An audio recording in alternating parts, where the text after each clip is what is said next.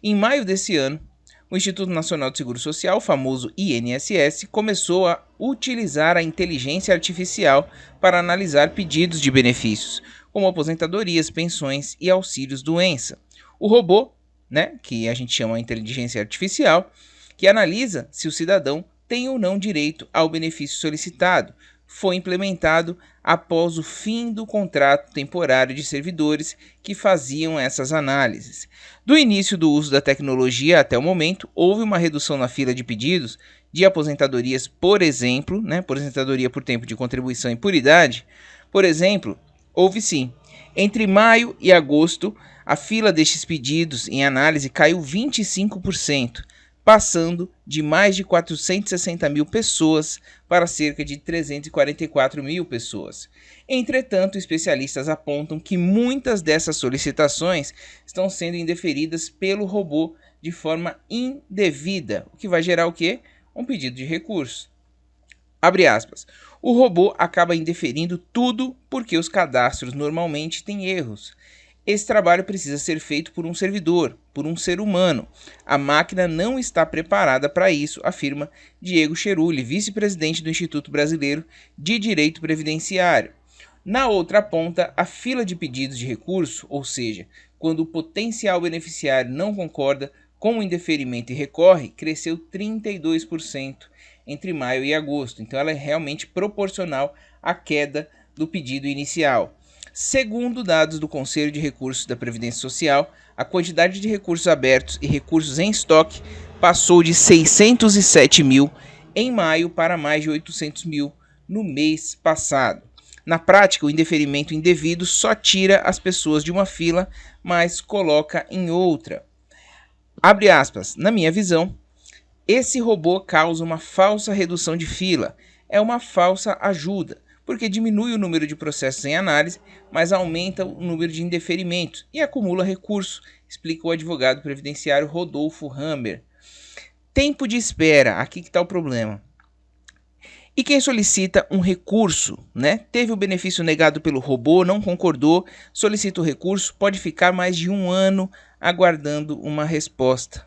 O tempo médio de tramitação de recurso de aposentadoria por invalidez, por exemplo, é de 589 dias. E de aposentadoria por tempo de contribuição, 561 dias. Então, você foi lá, deu a entrada no pedido da aposentadoria sua, por exemplo. Tinha certeza que ia ter direito, já cumpriu os requisitos, fez simulações, tudo certinho. E aí, o robô foi e indeferiu. Era para ter saído rapidinho. Afinal, estava a documentação toda certa. E aí, o que você vai ter que fazer agora? O robô negou, você vai entrar com recurso e esperar mais de 500 dias para ter a análise de um ser humano que vai fazer essa correção. Atualmente existem quase 1 milhão e 300 mil pedidos de recurso aguardando análise. Para que uma análise automática funcione, é necessário que o trabalhador tenha a vida de trabalho completamente regularizado nos documentos e no sistema do INSS, porque o robô não lê documento, O robô vai ler o que está transcrito ali pro sistema do INSS, O robô não vai ler documento. Abre aspas, isso acontece com as pessoas que trabalham em poucas empresas ao longo da vida e em empresas muito justas e honestas, que tenham folha de pagamento em ordem. Não é a maioria dos casos, infelizmente, explica Hammer. No Brasil, temos um grave e sério problema de vínculos empregatícios. A pessoa perdeu a carteira, não tinha registro no CNIS, que é o cadastro ali de informações sociais, tem que apresentar comprovantes de fundo de garantia, então são todas documentações físicas que aparecem, apesar de serem digitalizadas, mas o robô não vai ler isso, a não ser que esteja ali já transcrito para o sistema do INSS. O robô pode indeferir, por exemplo, um pedido de aposentadoria caso um dos empregadores não tenham recolhido o imposto de renda.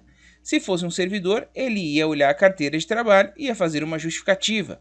O robô não faz isso, explica o vice-presidente do Instituto Brasileiro de Direito Previdenciário. E mesmo nos benefícios que são concedidos pelo robô, há erros. Olha só, a gente atende um caso no escritório em que isso fica muito claro. um cliente de 65 anos com 27 anos de trabalho, mas o robô achou só 18 anos de trabalho para ele.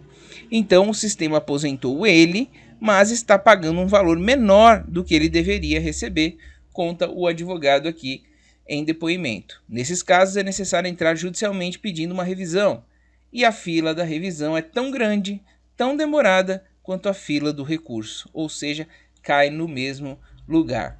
Outro exemplo em que o sistema ainda não consegue conceder o benefício integralmente é o de pessoas que trabalharam em atividades insalubres, como é o caso de enfermeiros. O sistema não enxerga esse diferencial, portanto, não consegue fazer a análise de forma correta. Olha só, o que diz o INSS sobre?